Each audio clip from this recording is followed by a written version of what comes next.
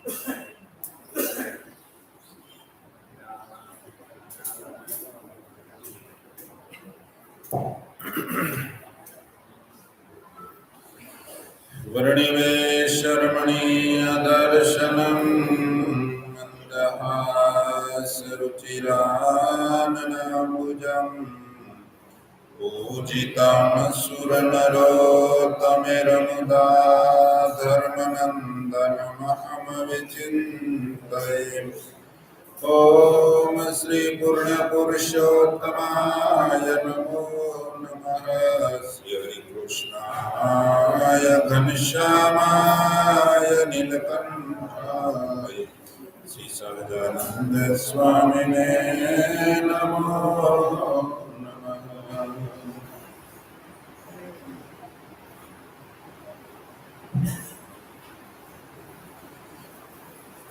કેના વિશે આવે છે?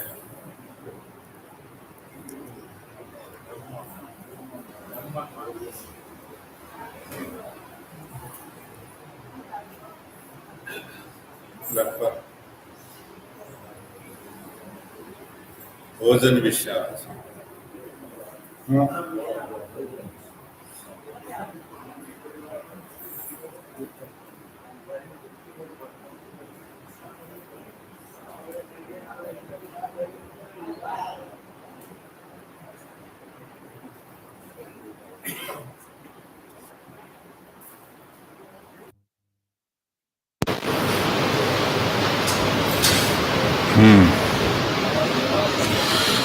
બહુ સરસ વાતો આવે છે. જે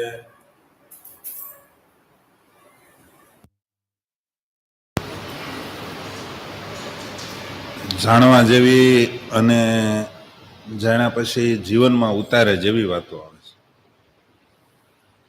થોડીક કઠણ પડે, કારણ કે આપણા વળ ઊંધા બેસી ગયા છે ને. પેન્ટની અંદર ઈસ્ત્રી ખોટી બેસી ગઈ હોય ને પછી પાણી છાંટીને ઈસ્ત્રી કરવી પડે, ખબર હે? તો એટલે એવા હોય ને પેન્ટ આવે છે. નહીતર એવું હતું કે પાણી છાંટતા જાય ને ઈસ્ત્રી કરે ને તો નવી ઘડ પાડવી પડી જાય, એવું આવતું. પણ હવે એવા થઈ ગયા છે કે ઘડ જૂની તો ભાંગે જ નહીં, એ ટાઈમે તો લહરી જ જાય. સરસ વાત આવે છે. કાલે છેલ્લી વાત આવી હતી સરસ. ભોજનની વસ્તુ ખોળામાં રાખીને નહીં ખાવી જોઈએ. કાલે છેલ્લે આવી હતી.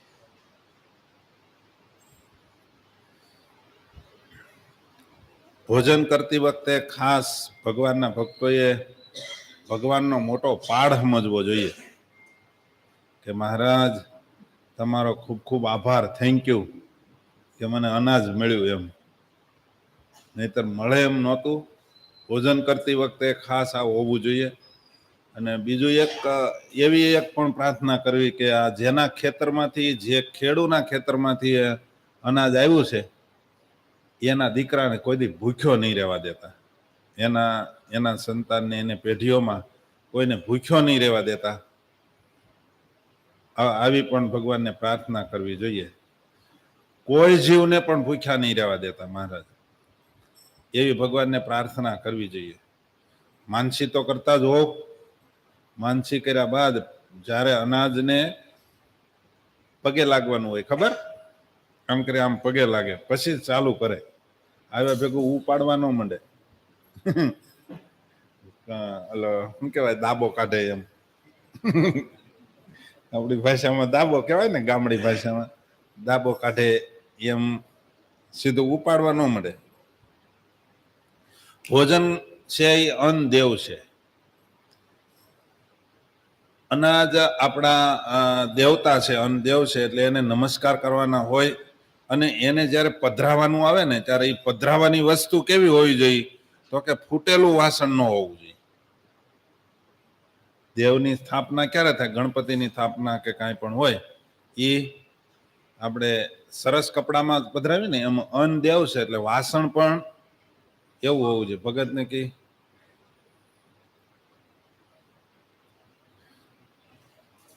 એને વાસણ પણ તૂટેલું ન હોવું જોઈએ. અને બીજું, ફૂટેલા વાસણમાં ખાનાર મનુષ્ય ચાંદ્રાયણ વ્રત કરવાથી શુદ્ધ થાય છે. લો, શું ચાંદ્રાયણ વ્રત કરવું પડે? ચાંદ્રાયણ કોને કહેવાય? કોને ખબર છે? ચાંદ્રાયણ વ્રતની ખબર હોય, કરવાનું આપણે પછી વાત રાખશું. ખબર હોય ઈ કહો. ચાંદ્રાયણ 5 પ્રકારના છે. થોડીક ચાંદ્રાયણનું નામ આવ્યું એટલે કહી દઉં, નહીતર ઘણા ચાંદ્રાયણ એમનેમ જ જીકે છે. મારે 3 દીની ચાંદ્રાયણ ને, મારે 5 દીની ચાંદ્રાયણ ને, મારે 8 દીની ચાંદ્રાયણ ને. એટલે ચાંદ્રાયણ નો રાખો નામ. તમે વ્રત કયો, 5 દિવસનું વ્રત છે, 5 દિવસનું. જો સત્સંગી જીવન તમે વાંચો, એમાં વ્રત વિધિ આવે છે ને, એ જુદું છે, અને ચાંદ્રાયણ વ્રતનો ચાંદ્રાયણ જુદું છે, ને હવે વ્રત આવે છે એમ કીધું છે. સદાનંદ સ્વામી એવું લખ્યું છે. વ્રત લગભગ મેં ગણ્યા હતા ત્યાં સુધી, કદાચ ભૂલ ન હોય તો 24 કે 26 પ્રકારના વ્રત છે. ચાંદ્રાયણ 5 પ્રકારના છે, સમજ્યા? એની અંદર ચાંદ્રાયણ એને કહેવાય. પેલા તો શિશુ ચાંદ્રાયણ આવે. શિશુ એટલે બાળક. બાળક પણ કરી શકે એને કહેવાય ચાંદ્રાયણ. એવું ચાંદ્રાયણ કયું? તો સવારે 4 કોળિયા, સૂર્ય ઉદય થાય પછી, અને સૂર્ય આથમે એ પહેલા 4 કોળિયા, એટલે એને કહેવાય શિશુ ચાંદ્રાયણ. પછી યતિ ચાંદ્રાયણ આવે. યતિ ચાંદ્રાયણ એટલે કે બપોરે એક જ ટાઈમ 8 કોળિયા લઈ લેવાના. ઓલા 4 સવારે ને 4 સાંજે 8 કોળિયા. આ બપોરે એકી સાથે 8 કોળિયા લેવાના. એને યતિ ચાંદ્રાયણ કહેવાય. અને એની પછી આવે ઝવ ચાંદ્રાયણ. તો ઝવ ચાંદ્રાયણનો વિધિ શું મોટા ભાગે હાલે છે કે ઝવને દળીને ખાવાના. એ તો લોટ દળો, ઝવ દળો, બે એક જ છે. ઝવ ચાંદ્રાયણનો વિધિ એવું છે કે અહીંથી ચડતું જવાનું. 1, બીજે દી 2, ત્રીજે દી 3, 4, 5, 15, પછી 14, 13, 12, 10 એમ કરતા કરતા ઘટાડતો જવાનો. અને છેલ્લે દિવસે 1 કોળિયો આવે, અને એના છેલ્લા દિવસે 1 કોળિયા પછી છેલ્લે દિવસ અમાસ આવવી જોઈએ. એ અમાસને દિવસે ઉપવાસ કરવાનો. આને કહેવાય ઝવ ચાંદ્રાયણ. અને બીજું પીપીલિકા ચાંદ્રાયણ. પીપીલિકા એટલે કીડી ચાંદ્રાયણ. કીડી વચ્ચે પતલી હોય, ઝવ વચ્ચે જાડો હોય, 2 શેડા પતલા હોય, એટલે એનું નામ સંતો એવું આપ્યું. અને પીપીલિકા ચાંદ્રાયણ એટલે 14 થી ઉપાડવા, 15 થી ઉપાડવાનું. 15, 14, 13, 12, 11, 10 એમ કરતા કરતા વચ્ચે 1 આવે તો વચ્ચે અમાસ આવવી જોઈએ. ઝવ ચાંદ્રાયણમાં છેલ્લે અમાસ આવવી જોઈએ. પીપીલિકા કીડી ચાંદ્રાયણમાં વચ્ચે અમાસ આવવી જોઈએ. અને 1 કોળિયો લીધા પછી અમાસને દિવસે ઉપવાસ, વળી પાછા પડવાના દિવસે 1, 2, 3, 4, 5 એમ કરતા કરતા આગળ વધવાનું. 15 કોળિયા ચાંદ્રાયણ પૂરું. આ બધા વ્રતની અંદર 240 કોળિયા થવા જોઈએ. આખા મહિનામાં તમે ગણતરી કરો તો 240 કોળિયા થાય. 240 કોળિયા. કોળિયા પાછા કેવડા લેવા એ આમાં આગળ આવશે, નહીં તો એનું માપ હોવું જોઈએ ને પાછું. ઘણા ને મોઢામાં સામે નહીં એવું મૂકે, પછી એમાં જો કોકે બોલાવ્યા તો જોયા જેવું એનું રૂપ હોય. આપણે એનું વર્ણન નથી કરવું. અને ઘણા તો ચાંદ્રાયણ કરે ને તો આમ દબાવી લાંબો કરે કોળિયો, મોય દાંડિયા જેવો, સમજ્યા? અને પછી બેઠો બેઠો સાયવા કરે, તો એ તો ન હાલે. કોળિયો એને જ કહેવાય મોઢામાં સહજ રીતે મૂકી શકાય અને સહજ રીતે ચાવી શકાય, એને કોળિયો કહેવાય. બરાબર? હા, સત્સંગી જીવનમાં લખ્યું છે મોટા આમળા જેવડો. મોટા આમળું લગભગ બધાના મોઢામાં હામી જાય. બરાબર? એટલે મોટા આમળા જેવો કોળિયો લેવાનો. પછી એથી નાના કરવા જાવ તો એ અતિ છે. પછી કે આપણે તો તપ જ કરવું છે ને, તપ પણ શાસ્ત્રના વિધિ પ્રમાણે કરવાનું. પછી એમાં તમારે વધારે પડતું કરવા જાવ, મહારાજે વચનામૃતમાં લખ્યું ઓછું કરનારે દુઃખી થાય ને વધુ કરનારે દુઃખી થાય. આ મહારાજના વચન છે, એમાં મિનમેક ફેર પડે નહીં. અને વધારે પડતું ખાવ તોય થાય. અમારે એક ભગત ચાંદ્રાયણ કરતા હતા પાર્ષદ, તે કોળિયા મોટા, એને એમ કે કાલે ભીહ પડે છે એટલે થોડાક મોટા કોળિયા લીધા, પછી ગળે સોટ્યો, વાહે ઢીકો મારવો પડ્યો. મારે ઢીકો માર્યો, હોક દઈને થયો તો એ નીકળી ગયો. સમજાણું ને? એવા કોળિયા ન લેવા, શ્વાસ બંધ થઈ જાય એવા કોળિયા માપના. અને એક ચાંદ્રાયણ આવે છે ઋષિ ચાંદ્રાયણ, હે હા, એને દરરોજ માટે 3 જ કોળિયા લેવાના. એમાં 1 મહિને 90 કોળિયા થાય છે. એટલે 90. આને ઋષિ ચાંદ્રાયણ કહેવાય. આ ઋષિ ચાંદ્રાયણ ની અંદર હવિષ્ય નાખવાનો વિધિ છે. હવિષ્ય એટલે તુપ, ઘી, તે એને ઘી. બાકી કોળિયા હેના લેવા? તો એના માટે થઈ સત્સંગી જીવનમાં કીધું કે સહજ રીતે જે બને ને એના કોળિયા વાળી લેવા. પછી કોઈ એમ કે મેં તો હા, તમે એક જાણવામાં ઓલા તમારા માટે પર્સનલ નિયમ એવું લો કે મારે રોટલી અને દૂધીનું શાક, મારે રોટલી અને ગલકાનું શાક કે તુરિયાનું શાક, એ તમારો વિષય. બાકી સત્સંગી જીવનમાં એમ કીધું જે બન્યું એના કોળિયા વાળવા. પછી ઘણા તો સૂરમાના કોળિયા કરે, ઘીમાં બોળીને ફ્રીઝરમાં મૂકે. હે હા, બપોર સુધી વાંધાની ક્યાં કરો, પચે નહીં બપોર સુધી. એવું ચાંદ્રાયણ નહીં. અને એક સત્સંગી જીવનમાં એવો પણ ઉલ્લેખ છે, ગમે તે રીતે પણ મહિનાની અંદર 240 કોળિયા થવા જોઈએ. કોઈ દિવસ તમે 8 લો, કોઈ દિવસ ભૂખ ઓછી લાગી હોય તો 5 લઈ લો, 6 લઈ લો, વળી પાછા બીજે દિવસે એના ટૂંકમાં 240 મહિનામાં પૂરા કરવાના. એને ચાંદ્રાયણ કહેવાય. આ ચાંદ્રાયણ. બાકી વ્રત કહેવાય. હા, બીજા બધા વ્રત કહેવાય. પણ અમુક જગ્યાએ પ્રવર્તી ગયું છે. મારે 3 દિવસની ચાંદ્રાયણ છે. એટલે 3 દિવસની ચાંદ્રાયણ કઈ જગ્યાએ લખી છે, એટલે એ શબ્દમાં મારામારી છે, બાકી કઈ વાંધો નથી. એટલે ચાંદ્રાયણ વ્રત કરે ને ત્યારે શુદ્ધ થાય. તમે દિવસની અંદર 5 રોટલી ખાતા હો કે 25 રોટલી ખાતા હો, બરાબર, પણ ચાંદ્રાયણ કરો ત્યારે એના 1 કોળિયામાં 1 રોટલી કદાચ જાય, બરાબર, તો 8 જ રોટલી તમે ખાઓ. અથવા તો ચાંદ્રાયણમાં તમે 12 રોટલી ખાઈ જાઓ. આડે દિવસે તમે 2 રોટલીમાં ધરાઈ જતા હો, પણ ચાંદ્રાયણની અંદર તમે 12 રોટલી સોળી ગોર કરી અને એમાં શાક નાખીને જો તમે કોળિયા વાળીને ખાતા હો ને, તો 12 રોટલી વહી જાય ને તોય તમને ભીહ પડી જાય અને શરીર ઉતરી જાય. એક ચમત્કાર છે. તમે 3 રોટલીએ ધરાઈ રહેતા હો, ચાંદ્રાયણમાં 3 રોટલીએ કોળિયા ન વળે, આમળા જેવડા થાય ન થાય. એનું કારણ એ છે, પછી બીજું કશું ખાવાનું નથી, સમજ્યા? અને આપણે બીજું ખાતા હોઈએ ને 2 જ રોટલી, તો બીજું ઘણું ચાવ કરતા હોઈએ. હે એટલે ચાંદ્રાયણની વિધિમાં તો પછી કશું ન હાલે. પછી લીંબુનું શરબત ન હાલે.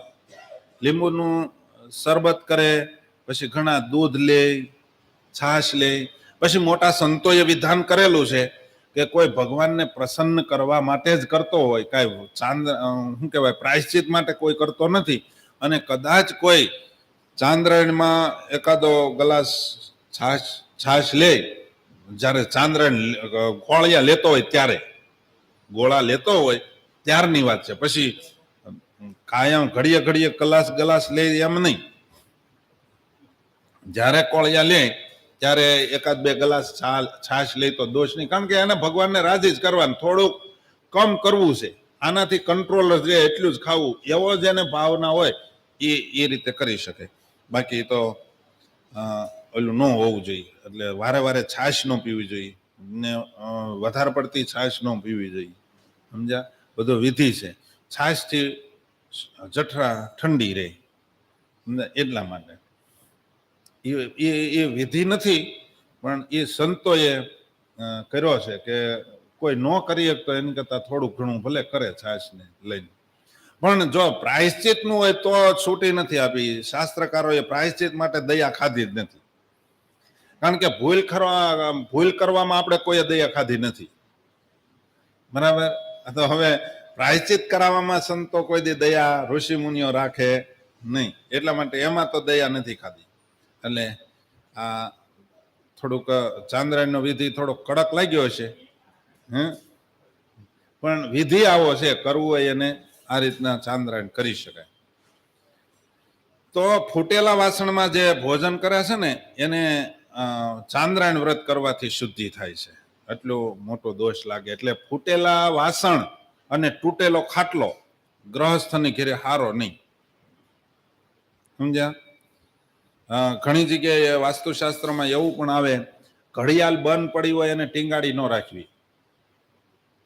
ઘડિયાળ કઈ દિવાલમાં રાખવી, કા આ દિવાલમાં રાખવી, કા ઓલી દિવાલમાં રાખવી, આ દિવાલમાં ન હાલે. બધું શાસ્ત્રના વિધાન છે બધું, સમજ્યા? એટલા માટે આપણે ઓલી ફેરવવાની હતી પણ એ પછી રહી ગયું તો રહી ગયું. આપણા સંસ્થાઓમાં એવું હોય, જે કામ થઈ જાય એ થઈ જાય. હા, પછી રહી જાય એ રહી જાય. એમાં દેવસન ભગત બીમાર પડી ગયા અમારે, એને લગાડીને. હવે બીજું ખાસ, પથારીમાં બેસીને ભોજન નહીં કરવું જોઈએ. ઘણાને પથારીમાં બેહવાની કે અહીંયા લાવવાની કે પથારીમાં બેસીને કોઈ દી ભોજન કરાય નહીં. વળી પથારીમાં બેસીને પાણી પણ નહીં પીવું જોઈએ. હાથમાં લઈને ભોજન નહીં કરવું જોઈએ, હાથમાં રાખીને ખાવું નહીં જોઈએ. કરપાત્રી હોય, કોઈ સંતો હોય એને કરપાત્રી સંતો ઘણા હોય છે, નિયમ રાખે છે, તો એ કદાચ કરે, એના નિયમો સંન્યાસીના જુદા. પણ ભોજન મોટા ભાગે હાથમાં લઈને કરાય નહીં. અનાજની વાત છે, સમજો પાછા, નહીં તો કેળું તો કેમ લેવું, હાથમાં જ રાખવાનું. આ જે કાંઈ વાત આવે છે કેળા ફ્રૂટ ફળની નથી, અનાજની છે. પછી આસન ઉપર થાળી રાખીને ન જમવું. આસનની ઉપર થાળી રાખીને જમે એ પણ ન ચાલે. આ બધું મનુસ્મૃતિ, સુશ્રુત સંહિતા, સ્કંદ પુરાણ અને બૌદ્ધાયન સ્મૃતિ, આ આટલી જગ્યાએ આનું વિધાન છે. જમો છો કેટલા વાગ્યા તમે? બને ત્યારે. એ ફડાકા મારવામાં સમય ન રહ્યો હોય તો થોડુંક મોડું થાય, નહીતર વહેલું થઈ જાય. ફડાકા મારવામાં સમજો ને, તમારી વાત નથી. હા.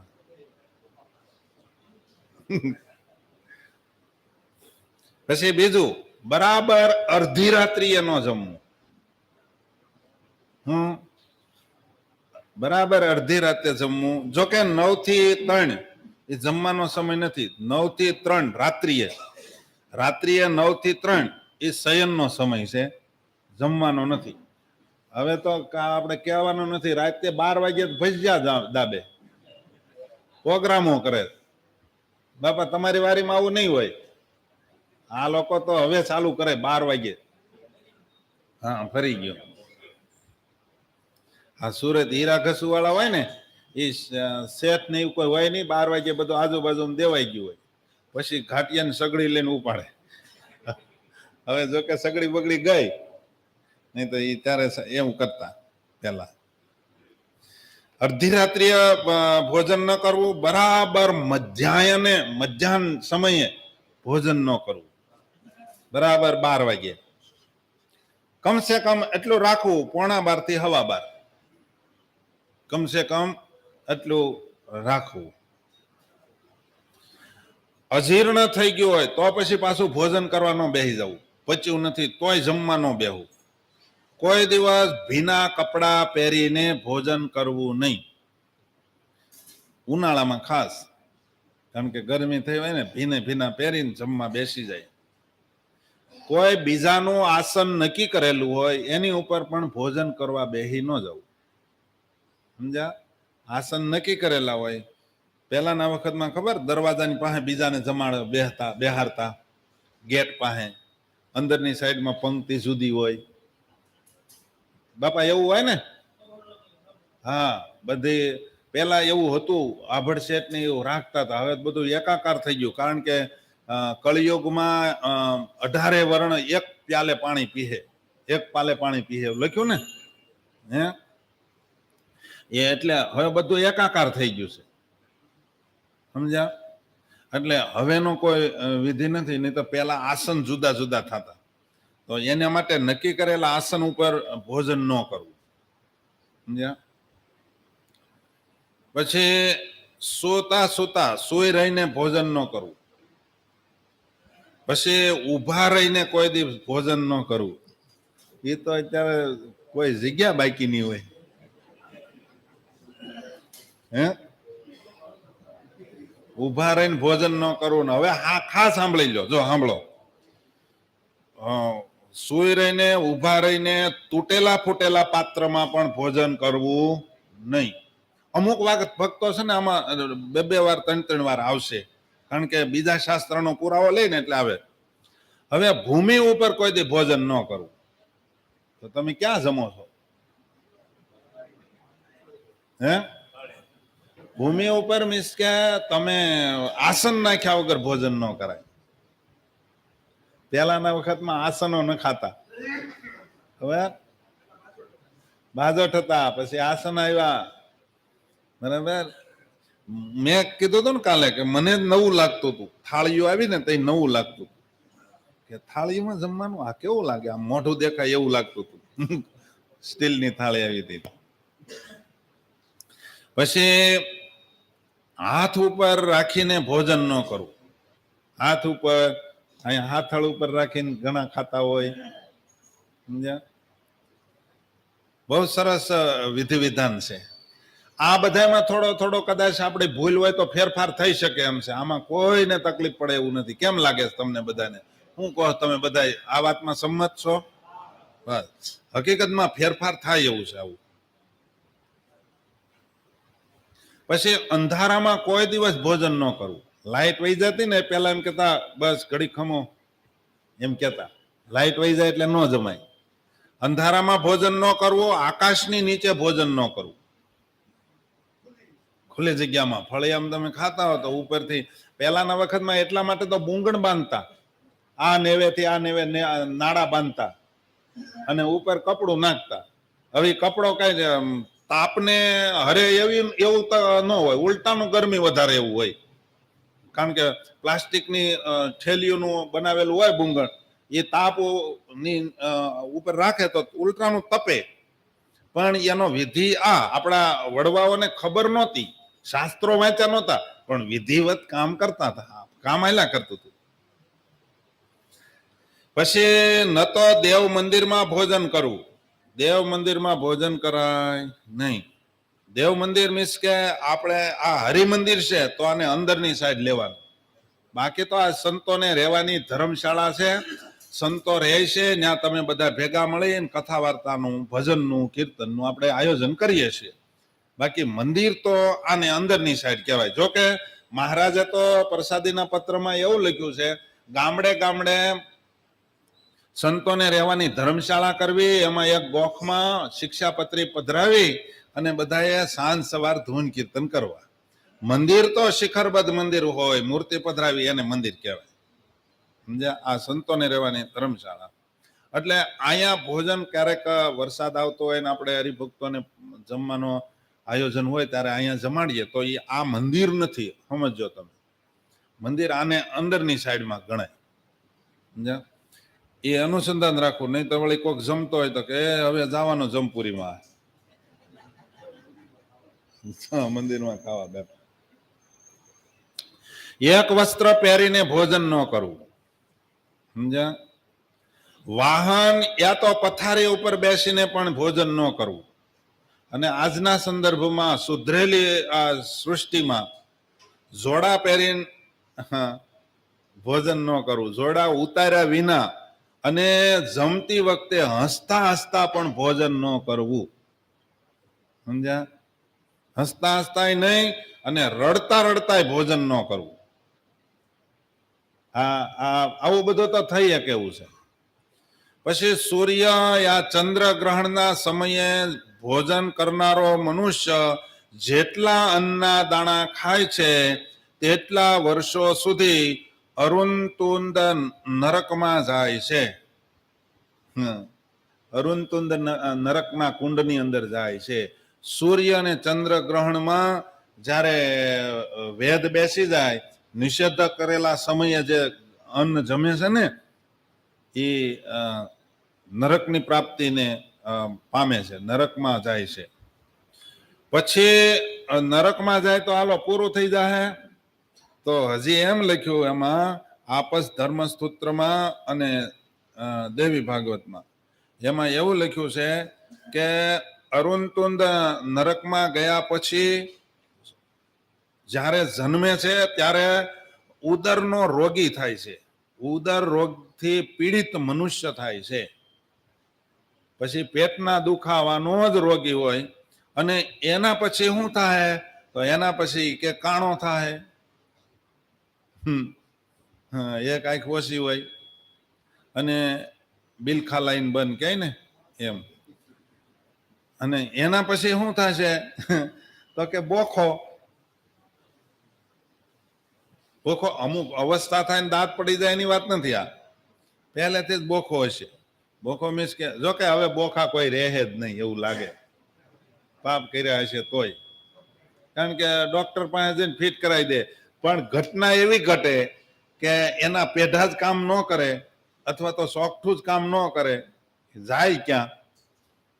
નવા દાંત ફિટ કરવા જાય તો ઘણા ન થાય. અમારે એક હતા એક સ્વામી, એને સોગઠું જ નહોતું ફિટ થતું, પણ એને કાંઈ આવું હોય એવું નથી કહેતો. હું જોજો પાછા, કારણ કે એને આવા પાપ કર્યા હોય તો સાધુ ન બન્યા હોય, બરાબર? એટલે કાંઈક પુણ્ય તો હશે જ. એટલા માટે પછી બોખો થાય છે.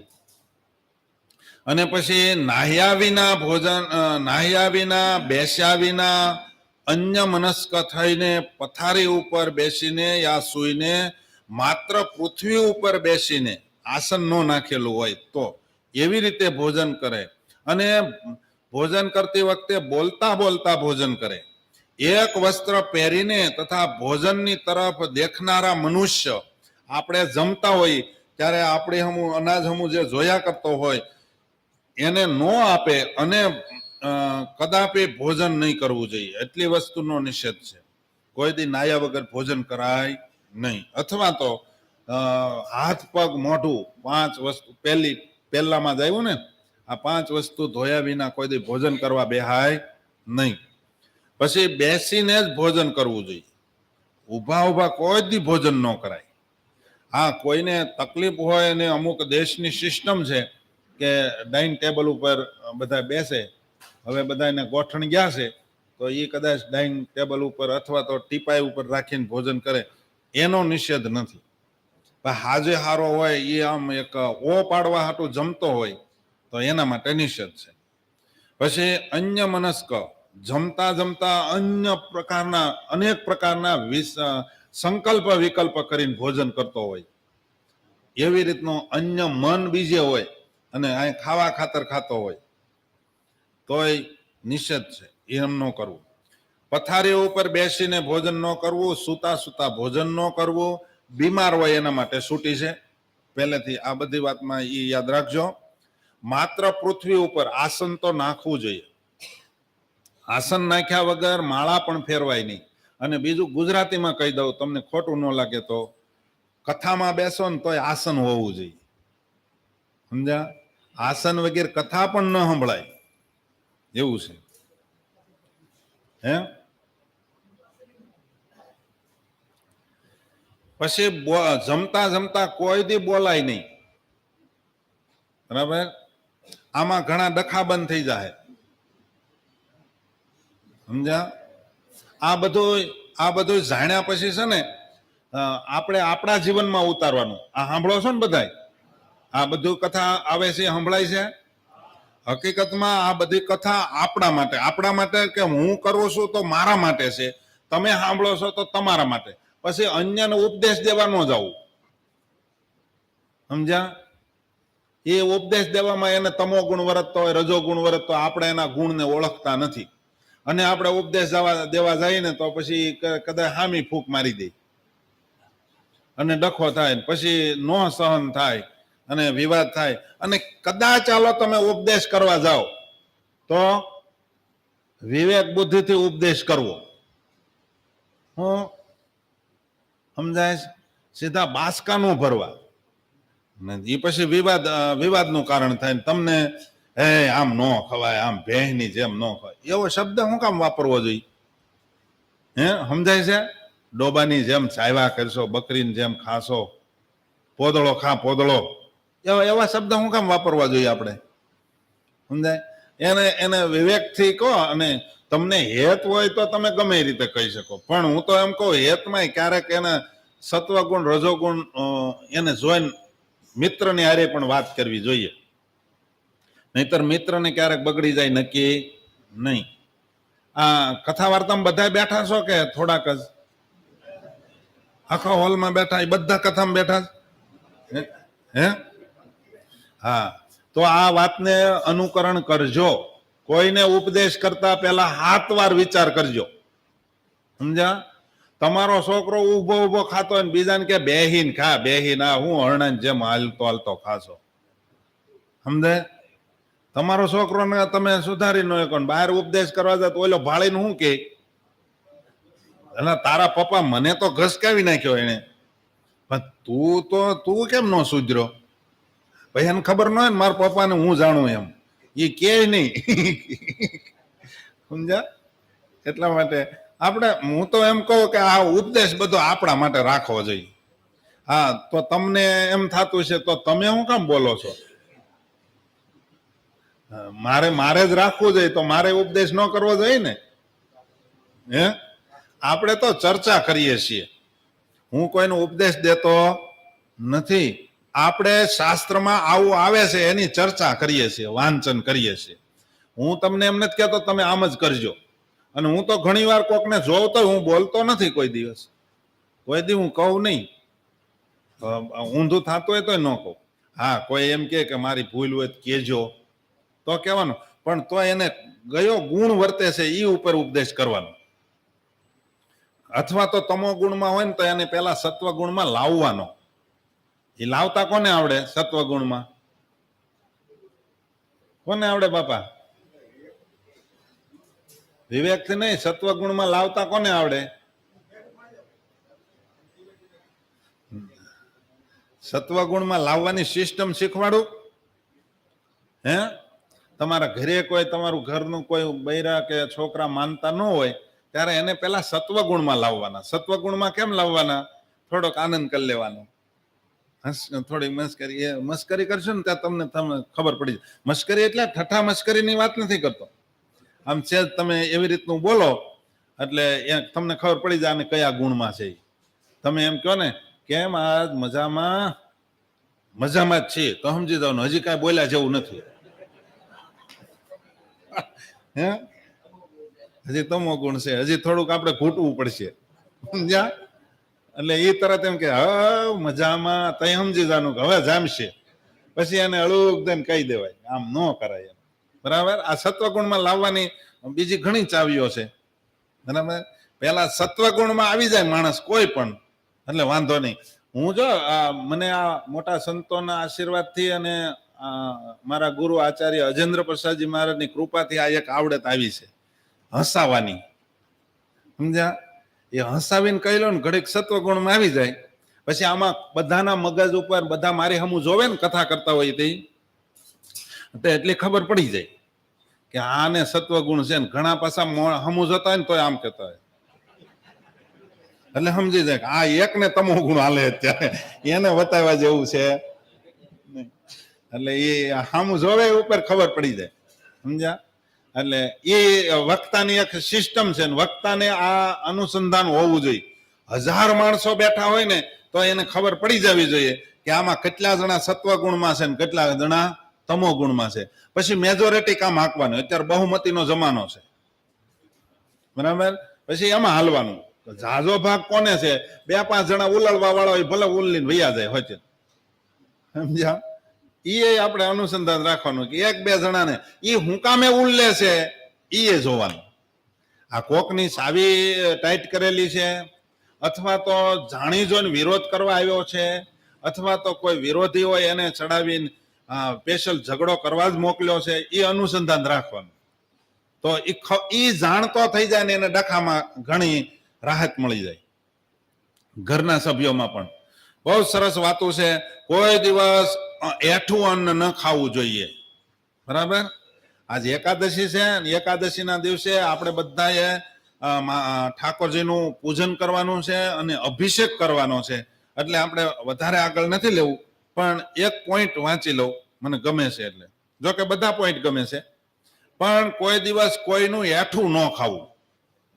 આજના સંદર્ભમાં એકાબીજાનું એઠું ખાય. એઠું ખાવાનો વિધિ એક પત્નીને છે, એના પતિનું. હો, પછી પત્ની હોય એના પતિનું એઠું ખાઈએ કે એના છોકરાનું એઠું ખાઈએ કે નહીં. પછી પતિ હોય એના પત્નીનું એઠું ન ખાઈએ કે છોકરાનું એઠું ન ખાઈએ કે. ઘણા દાદા પાસે છોકરાનો છોકરો હોય ને એને એઠું ખવડાવે ને એઠું પાણી પાય. શું કામ? કે મારા જેવો થાય ને. તો તમે હવે ડાટા જ કાઢ્યા, પણ હવે આને એવો જ કરવો લાગે. એ ડબલ થાય, વધે, બરાબર. કોઈને તમે લીધા એને દીધા નથી હજી, એટલે આને કે તું ઈ જ ચીલે હાલજે એમ. એવું ન હોવું જોઈએ. કોઈનું એઠું ખવાય. અરે ક્યાં સુધી લખી નાખ્યું સત્સંગી જીવનમાં કે સ્વામિનારાયણ ભગવાનના સ્થાન ઉપર બેઠેલા આચાર્ય મહારાજ છે, ભગવાનનું અપર સ્વરૂપ છે, તો આચાર્ય મહારાજનું એઠું ખાવાનો નિષેધ છે. એનું એઠું ખવાય નહીં. એનો તમારે પ્રસાદ ખાવો હોય તો એનો સ્પર્શ કરેલું હોય, એને દ્રષ્ટિ નાખેલી હોય, ઈ પ્રસાદીનું કહેવાય, ઈ ખવાય, બરાબર. બાકી કોઈનું એઠું કોઈને ખવાતું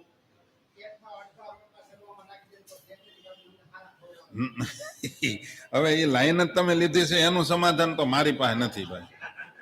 વાત એવી આવી, ભગતનો પ્રશ્ન એવો છે, એ કે અડધો રોટલો એઠો હોય ને એ અંદર ગરવા મૂકી દે, રોટલી ભેગો કે રોટલા ભેગો, બરાબર. એનો પ્રશ્ન નથી, લગભગ નો છે, પણ બોલતા નથી તમે બીજા કોઈ, બરાબર. ગર્વમાં બધા મૂકી દે, પછી એનું પાછું બીજા આવે એટલે બધાને દે. એ એઠું કહેવાય, એ ખવાય નહીં. એને તમે જો આમાં એક આગળ આવશે, એટલે હું અત્યારે કહેતો નથી, આગળ આવશે. અડધો લાડુ ખાધેલો હોય અને પછી મૂકી રાખો, વળી પાછા કે બપોર પછી રોંઢે 2 વાગે પાછો ખાય, એ એઠો લાડુ પછી હાલે? એ એઠું પોતાનું એઠું ખાધેલું કહેવાય. કારણ કે પોતાનું એઠું ખાવાનો પણ શાસ્ત્રમાં નિષેધ છે, બીજાનું તો નહીં, પોતે પોતાનું એઠું પણ ન ખાવું, એમ લખ્યું છે. એઠું અન્ન કોઈને આપવું નહીં અને પોતે પણ ખાવું નહીં, બરાબર. એ એમ કે મારું ને મારું છે ને એમાં શું વાંધો, તમારું ને તમારું કાલે આપણે એને લેશું. તમારું ને તમારું ખાવાનું પણ નિષેધ છે, એ કથાને આપણે કાલે લેશું. અત્રે આજે એકાદશી છે, અભિષેકનો સમય છે, એટલે આપણે વિશેષ સમય અભિષેકમાં એમાં જવાનો, એટલે આપણે એ કથાને કાલે લેશું. સહજાનંદ સ્વામી મહારાજની જય. શ્રીપતિ